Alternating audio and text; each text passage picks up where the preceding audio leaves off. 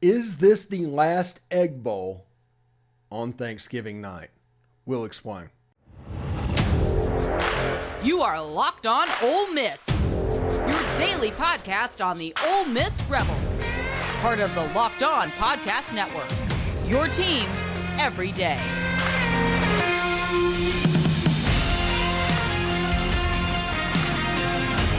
Thanks for making the Locked On Ole Miss podcast your first listen every day. We are free and available wherever you get your podcast, including YouTube. Give us a subscribe if you don't mind. Tell a friend as well. Hi, I'm Stephen Willis. This is the Locked On Ole Miss podcast, and this is going to be a little bit of a weird episode because we're going to talk a little Egg Bowl. We're going to talk a little Texas A&M and how that is just getting weird, and we're going to have Tom Vanderford to talk a little bit about Ole Miss sports, so stay tuned for that as well. But we'll get right into it. I think this could be the last Egg Bowl on Thanksgiving night for a while, and I will tell you why in just a second. First of all, I do want to tell you that I enjoy the Egg Bowl on Thanksgiving night. As many people know, I've got a Navy hat right behind me. That while I was in the Navy, the Egg Bowl being on Thanksgiving night meant I got to see it. This was in the age before games being broadcast available for everywhere, but then I got to see it. It is sure that it would be on AFN whenever I lived overseas. I would stay up to 3 o'clock in the morning and watch the Egg Bowl. I would do that every year. And that game was on, there from 1998 to 2003. It stopped in 2003 just because essentially state became non-competitive and that game was not much of a game. It just kind of is what it is. But I tell you that to tell you this. I do think that game is going to be moved off of Thanksgiving. As much as I love it, I do understand people hate it, but I love it. And game's probably going to be taken off of Thanksgiving due to the Texas A&M game and that rivalry being reunited. That is going to be one of the stories of 2024. It just is. Get ready for it. It's going to be loud. It's going to be a slow burn over the course of the season, and they're going to make that game into a network ratings bonanza. So they're going to probably place that on Thanksgiving night, opposite of the NFL Network game. But if you are a Texas fan or a Texas A&M fan, it doesn't matter. The college game will likely win inside the state of Texas, even over an NFL game against the 49ers and the Seahawks. That game will be special. And that game is going to take away from the Ole Miss Mississippi State game in a way that Ole Miss is going to go to Saturday. Now, we're not exactly sure how the TV markets are going to work once the ABC contract takes effect in 2024. It might be a situation where Ole Miss and State moves from Thanksgiving night to the 2:30 game on ABC. Or the 11 o'clock game on ABC right after game day. Or the primetime game. There's going to be many slots available, although I do think that primetime game, more often than not, is going to end up being the Alabama-Auburn game. So between Texas A&M, Auburn and Alabama, two pretty hefty rivals, Clemson and South Carolina, which will always be on ABC after this. There's going to be some conflict for spots. Some really good games, some games that I'm actually really looking forward to, with some conflicts for spots. And then you have the SEC network, you have the ESPN stuff. We'll see exactly how they do this. In other words, you're going to get to see the game. It's not going to matter. But if you're a fan of watching as many games as possible on Saturday, the Ole Miss Mississippi State game being on Saturday would be problematic. It just is. I am curious to see if there's going to be a Friday game. Will there be a Friday game? But I do think it's going to be the last game. I think that Texas A&M game is going to be too much. I think the hatred that they have for each other exceeds even what Ole Miss and Mississippi State has. Now, Mississippi State and Ole Miss might have sideshow type potential, but it's not to the extremes of what these Texas and Texas A&M fans have. It's interesting. It's the weirdest thing. Like, we make fun of Auburn fans, and there's Auburn fans in my comments all the time, just on the regular. They can't hold a candle to the Texas A&M and Texas rivalry as far as personality differences between people. It's just they lean into both ways of their personality so much. I mean, it's Matthew McConaughey against, Joe Cowboy, agricultural Texan, horse judging competition against dinner parties. I mean, that is literally what is set up in the state of Texas. And because of that, I do think they are going to end up getting the Thanksgiving night game. I think the competition on weekends is too much. They're going to want standalone. They're going to want something they can market, they can promote. And I think that Texas A&M game will be exactly what it is. For people that like the Ole Miss State game and the Egg Bowl on Thanksgiving, it's going to be a hard day, and I hope everybody enjoys it this year in case it goes away, because this could be the last time that happens. For people that are going to celebrate it when this happens, just remember this conversation. Just because we're not loud doesn't mean we don't exist. And, it just kind of is what it is. It's going to be a game that's going to be missed, honestly, by all. And the people that are going to be loudest about it are journalists, honestly, and they're working on holidays. And nobody likes working on holidays. That's the reason they don't like that game. It's nothing to do with Ole Miss. It's the fact that they're having to go to work at 7 o'clock on Thanksgiving night. Don't blame them there either. But let's just call it what it is. Just call it what it is. Anyway, when we come back, we're going to continue talking, believe it or not, about Texas A&M and a tweet by Billy Liucci. It's just so weird. It's just bizarre. Anyway, today's show is brought to you by Bird Dogs.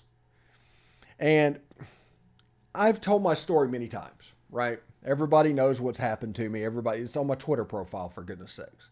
But part of me going through that was me losing half of my balance, which requires for me to keep it up and not get wobbly to walk morning, noon, and night. So that's a little over a mile 3 times a day. And I need that basically to train the other side of my brain to be the balance for this side of my brain. So if you wear shorts to a theme park, out walking, whatever you're doing in the Grove all afternoon, you can tell whenever you've made the wrong selection. There's certain shorts that are just not good for what you want to do. Shorts, like a shotgun, is a self-teaching tool. And these Bird Dog shorts, who they sent 2 pairs to every Locked On host last week, are simply the most comfortable shorts I've ever put on. Period.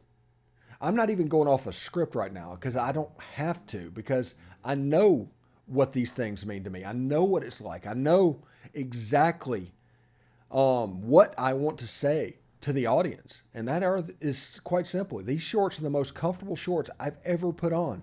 They've got stretchy material around the outside. They've got liners on the inside. The shorts come with their own underwear.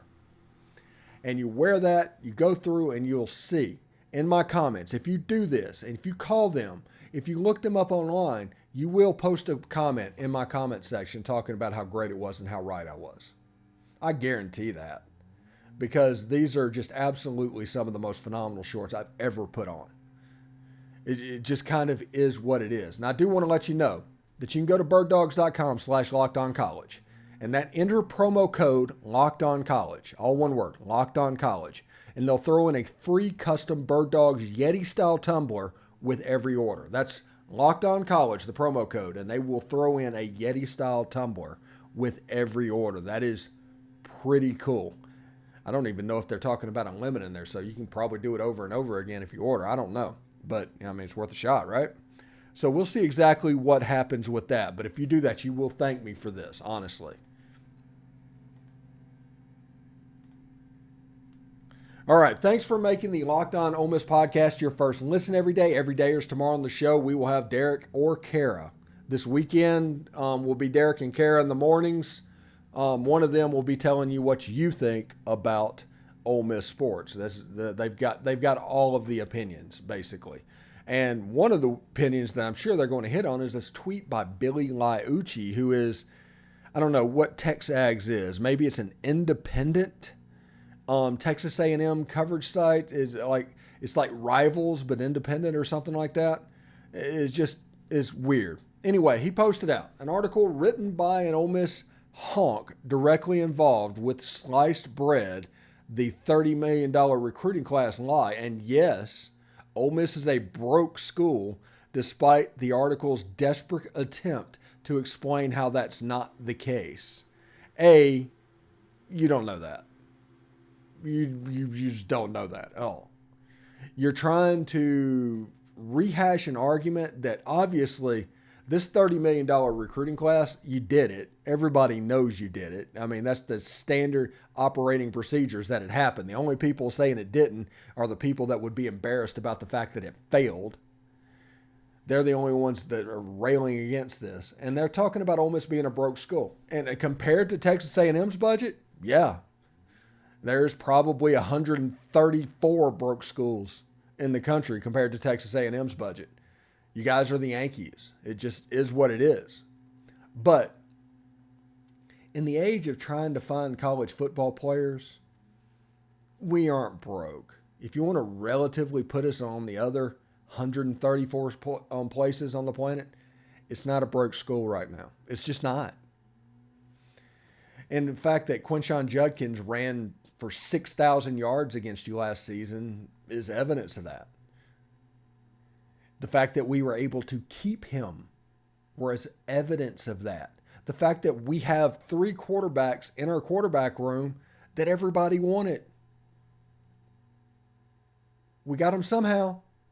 It either is about money or it isn't about money. Let me know.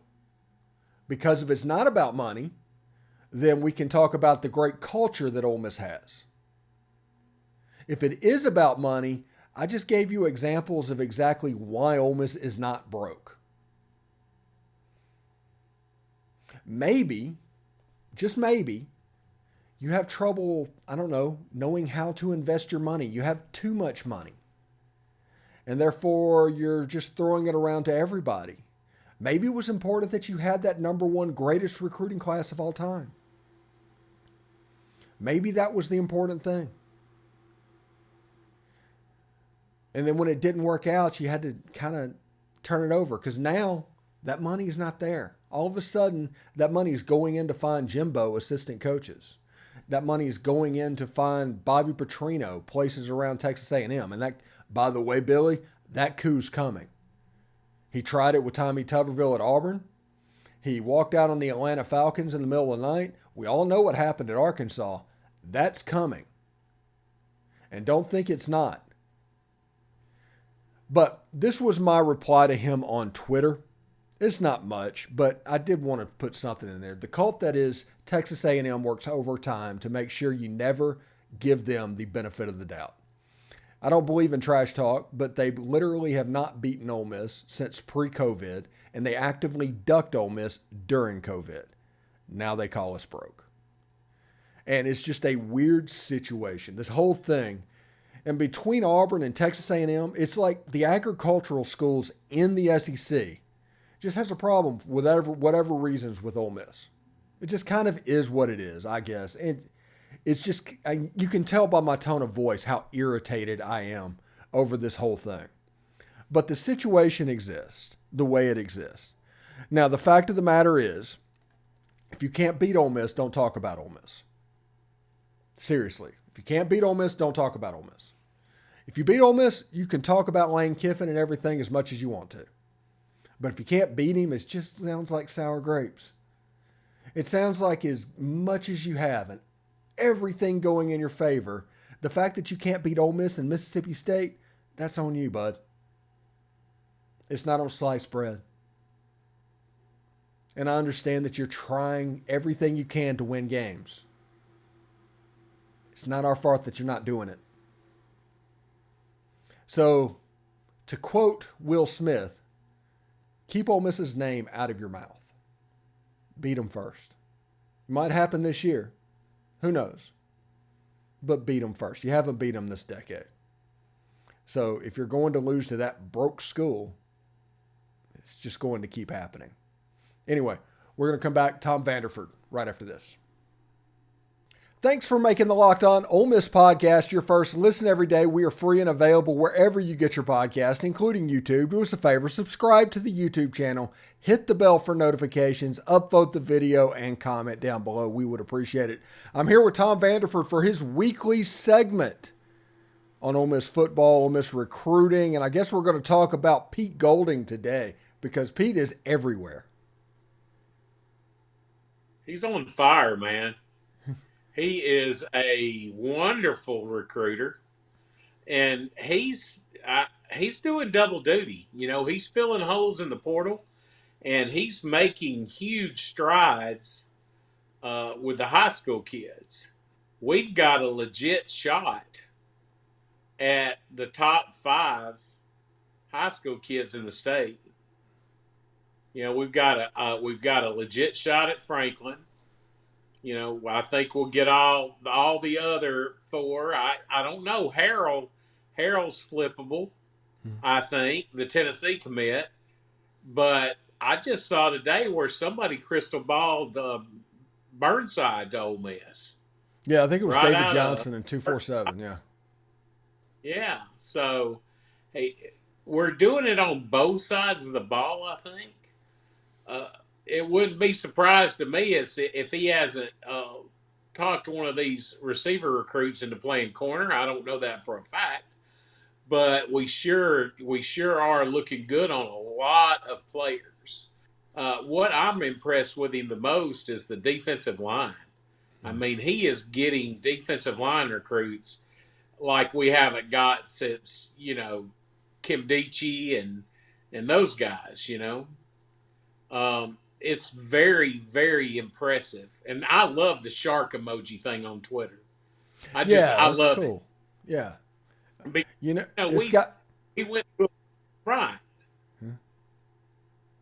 Yeah, we went through a phase when, you know, the land sharks were dead, man. I mean, it was, you know, we went through a phase where it was just over, and he's bringing that back. And I hope to see some of this year. Yeah. You know, I hope to see more of that. And I think we're going to have a well-coached defense this year, but I'm really looking forward to the future of this defense. He's not playing, man. He's patching holes for now, and he's also building for the future at the same time. It's amazing. You know, one thing I put on Twitter was, you've seen all this stuff, and Pete Golding has been extremely active in the transfer portal. And he's all over defensive line. He's all over defensive back, but not one linebacker in this summer portal, which tells me that room's probably better off than the internet experts like myself have any idea about. And Centarian Perkins could be the dude. He's the one coming in as reinforcements, and he's going to play quite a bit. But I think it's kind of interesting that Pete Golding is kind of ignoring the linebacker position at the moment. Yeah, I think it is too. I think we've got some really good depth for running 2 linebackers. I mean, we really do. And even if one of them ends up being a Husky type or whatever they call it in this defense, you know, I think Centarian would be a perfect fit for that. But he needs help in the defensive backfield, and obviously he wants enough depth on the defensive line and the defensive backfield where he can do a lot of substituting. You know, when we go against these high-powered offenses, I love the James Madison kid, Ekwu. Mm-hmm. I just look at his tape and he's like, oh my gosh, he reminds me of Marquise Haynes. You know, he's fast off the ball. He's a good, you know, so I like that kind of player, and it's been a while since we've had that. You know, we're going to be better on defense than we have been in the Lane Kiffin era, in my opinion. The offense is going to be whether people want to gripe about it or not, it's true. It's going to be another top 10 offense. As long as Lane Kiffin's at Ole Miss, we're going to have a top 10 offense. That's just how it goes, how it rolls. But I'm really excited about the defense and the coaching and the recruiting. Yes, and also today, ESPN released the time. I think it's 6:30 Central or something for the Ole Miss State game, Thanksgiving night. And on this show, as you all know, if y'all have made it to this point, I talked about how I have a soft spot for Thanksgiving and the Egg Bowl just because of when I was in the Navy and how that was instrumental, because 99 to 2003, actually the spring of 2004, but all of those football seasons, I was in the Navy. So it was really those AFN games, those special games. That was a chance for me to see Ole Miss football. So that shapes my view of it. I realize that several people are against it.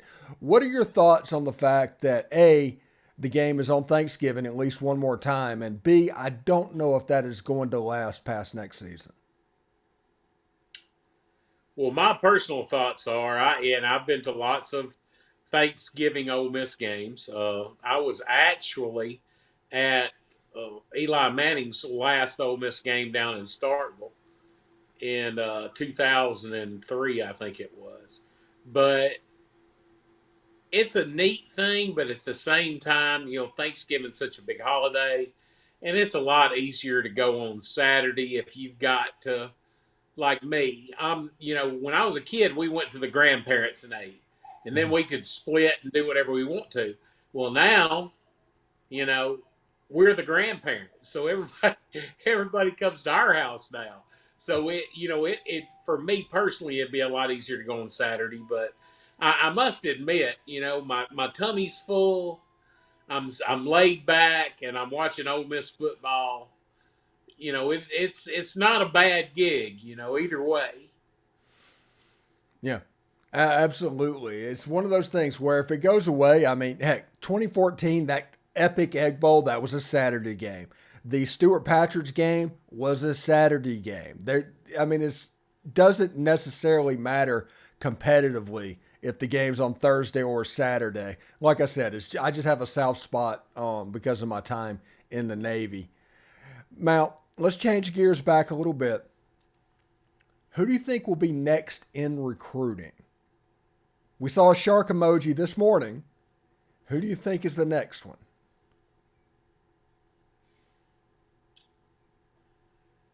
Oh, I so want it to be Franklin or Waller. They've got him. Waller's basically crystal ball dust, but I'd like to see a commit. I hope it's one of those two guys. Yeah, I think those two are going to be signing day type signings. The one I'm waiting on every time I see the shark emoji or anything with commitments is Caleb Odom, the tight end out of Georgia. I should say, big wide receiver. He's the guy I'm waiting on at the moment. But I think this shark emoji is probably for one of the two defensive back transfers that came on campus for a visit over the past 3 or 4 days. Oh, the kid from Tulane, has he visited yet? Yeah, he has. I think he's at North Carolina now, which makes me think that's not him. But I think there might also be a kid from UCF that is in the portal that is visiting at the moment. So we'll see exactly how that goes. If they get another cornerback, this is interesting to me. If they just keep getting cornerbacks, it's almost like Mike Bianco in shortstops. That he's in the defensive backfield, they're just going to sign cornerbacks and they're going to move them around the defensive backfield to do whatever. But they need to make sure they can cover first. Well, exactly. But I'm not one that's going to question what Pete Golding's doing. I'm not going to question what Lane Kiffin's doing in recruiting because both of them are proven commodities in that area. I've got some Alabama friends that are like, good luck. Y'all got Pete Golding. Good luck. Hey, I'll take a top 10 defense every year. I've got no problem with Pete Golding. So I'll be honest. If we can have a top 10 defense with the offense that Lane Kiffin has, I hate to break it to everybody, but Ole Miss is going to be in the playoff every year. Exactly. Yeah. And I think his goal. I think that's Kiffin's goal. I think he's kind of uh, realized that Oxford's a pretty good place to be. You know, he put a tweet out the other day that his daughter talked him into staying, and then she talked him into singing metal at her party. So, and you know, she's going to be a rebel. So, you know, kids have a lot of pull with parents. You know, You know, it's and a lot interesting of to me that Lane Kiffin was a Les Paul guy. I don't know if I saw him as a Les Paul guy with his axe when he's out there playing Nothing But a Good Time by Poison. Oh yeah. That was awesome. Yeah. That was awesome, and it gives another reason to like the guy. I mean, you know, sometimes he's kind of socially awkward, but you know, other times he's a peculiar person. But you got to love the guy. I love the guy. Well, he's a 1 in a million person, and I can respect that a little bit Yeah. because I'm a little bit the same way. That I just genuinely do not care what other people think, one way or another. I'm going to do, I'm going to do what I want to do 9 times out of 10, regardless. And Lane's the same way, whether it's running the football program or handling his kids and things like that. That 1 in a million is going to happen, and he's just an interesting personality. A friend of mine named Kartik Krishnaiyer, who is in Fort Lauderdale, Florida, let me know that either FIU or FAU or the University of Miami, I forget which South Florida university it is, and it might be FAU just because Lane was there, but they teach a class on social media with Lane Kiffin, like Lane Kiffin's social media. They teach how to social based off of that. That's how good he is at doing that. And I think that's pretty cool. He's wonderful at it. Mm-hmm. By the way, speaking of social media, congrats on the Lane Kiffin retweet. Thank you. Yeah, that video got 2,000 extra views because of that share. That's awesome. Mm-hmm. It basically meant that I could do my Egg Bowl video and not worry about the view count because those views have already been bagged. Because me talking about the Thanksgiving Egg Bowl, I'd have no idea how today's video is going to go. Right, exactly. Exactly. Yeah, it's a hot button off thing, but it might be a situation where a small minority is just really loud that might be interested in that, and everybody else just doesn't care when that game is. So we'll see what it does. But I put Deuce on the cover from the 2000 Egg Bowl, the Romero to Deuce game. Oh yeah, and titled it "Last Thanksgiving?" ? Yes, I'm trying to be as clickbaity as possible. Hey, do whatever it takes, buddy. Yeah, I always tell people, whenever people say we're not a clickbait site, yes, you are. If you're not, you're out of business. Everybody's a clickbait site. Yeah.